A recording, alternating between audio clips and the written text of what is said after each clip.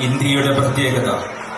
North മുതൽ east വരെയും south മുതൽ വെസ്റ്റ് വരെയും അണിഞ്ഞൊരുങ്ങിയ ഒരുപാട് തരുണീമണികളുള്ള ഈ ഇന്ത്യൻ ഉപഭൂഖണ്ഡത്തിലെ ഒരു പ്രതീകമാണ് ഇന്ന് ഈ ഫാഷൻ ഷോയിൽ ഞങ്ങൾ അണിനിരക്കുന്നത്.